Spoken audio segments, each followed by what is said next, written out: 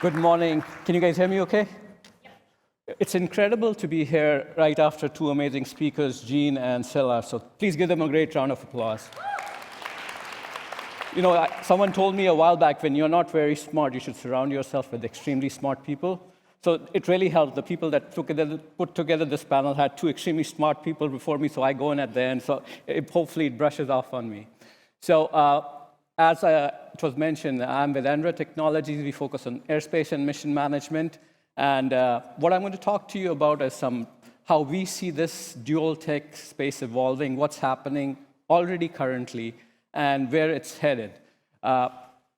So just to get into it, so what you see on there is we are headquartered in Washington, D.C., but what people may not know, we actually have an entity in Tallinn here. So we are an Estonian company, too. We are a fully owned subsidiary. And we have offices in London and Asia as well. So getting right into it. So dual tech has been changing the way we live, the way we experience our day-to-day lives for a long time. If you looking back at the Cold War era, looking at technologies such as GPS, looking at technologies such as internet. If you think about GPS, most of us cannot live without GPS today, because I would get lost if I didn't have navigation to know where I'm going. But GPS was originally designed for missile guidance systems by US military. And today it's deployed pretty much ubiquitously in all navigational capabilities.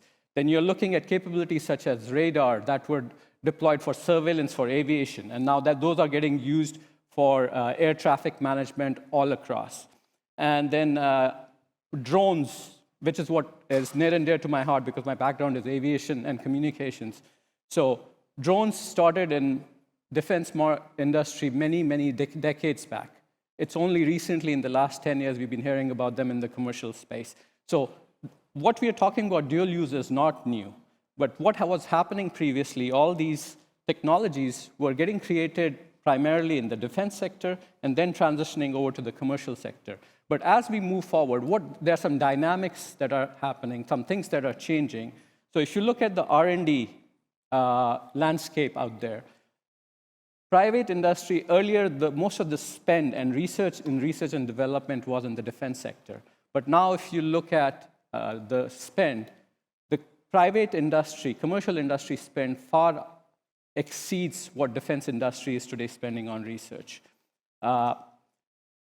If you look at IP from an IP point of view, and the last bullet on the first side, which says a commercial patent requires around 10 man-years. And this is not something I came up. I researched it, and I can give you the quote to the paper where it was published as well.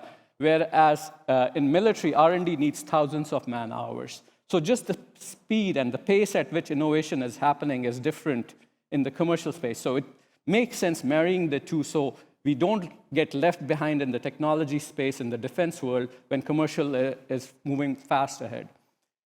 Now, if you talk about in terms of emerging trends, from emerging trends point of view, technologies that have been developed are very easily replicatable across the domains. What that helps is in looking at things such as cost reduction, efficiencies, building interoperable systems, because you can build a system in US, but now Jean talked about NATO and stuff.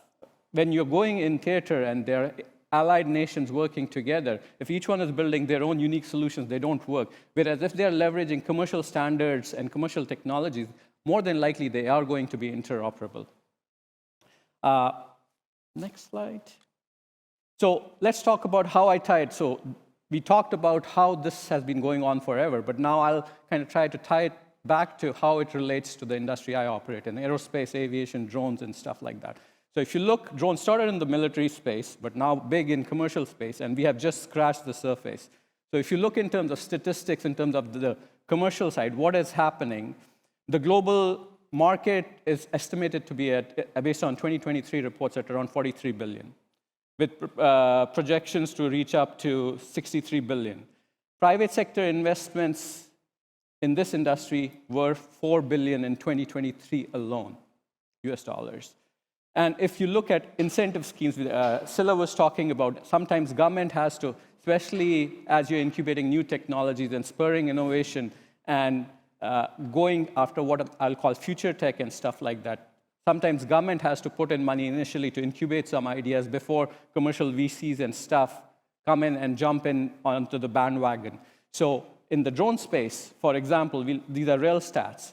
Federal Aviation Administrator, which is the regulator in US, and NASA, those entities have spent hundreds and millions of dollars they have invested in funding small business innovation grants and other kind of research programs to help these ideas incubate. We, back in 2015 when we started, our first project was with NASA, where NASA funded us to do research when this whole concept was a research paper published.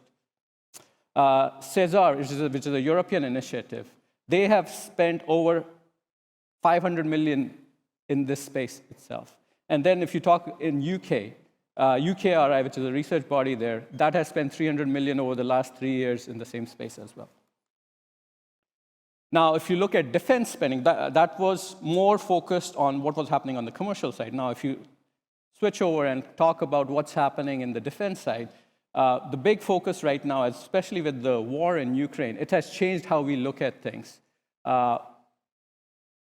Counter-US, which is basically drone detection, it's not enabling. It's like, how do you know who's out there, whether they're a friend versus a foe? And how do I detect them? How do I mitigate them? So there's a lot of money that's being pumped into counter-US and military applications. Budget allocation, the US Department of Defense allocated $1.5 billion towards drone technology in 2023. If you look at what's happening, it doesn't anymore have to be a very expensive technology to use. The war in Ukraine, right, the neighbor here, if you think in terms of cardboard, foam board-based planes were used, and low-cost, off-the-shelf commercial hardware to run these drone operations and for surveillance or for, I'm not going to go into specific, but different use cases. These are drones that can be built for a few $100s versus a few hundreds of thousands of dollars for one-time use. And so it's possible. And earlier you used to be afraid of getting paper cuts using cardboard or paper. Now you're using the same paper for actually, or cardboard for actually making one-time use drones. Now, what does it mean in terms of airspace management? So just to tie it back together, if you are in theater, there are terms such as contested airspace. Once you are downrange from a warfighter point of view, you're going to have different aviation assets flying, which is your aircraft are flying, helicopter, fixed-wing aircrafts, all crewed. But now, in the new realm, you have uncrewed aircraft flying too. When I mean uncrewed, I mean drones. Everything that's autonomous. So they are flying too, so your own aircraft. But then you also have aircraft that don't belong to you. They're all in the same airspace. So how do you distinguish? How do you get that common situational awareness and identify which one is a friend, which one is a foe, and how do I take a mitigation action if I have to take a mitigation action? Because in some cases, I may not need to take a mitigation action. And there's a term that we use is criminal, clueless, or criminal. A criminal, clueless, careless. There are three kinds of users out there. So how do you identify which one is a criminal user, not a clueless one? So this application, so for example, we have a capability we call Single Integrated Operational Picture, SIAOP.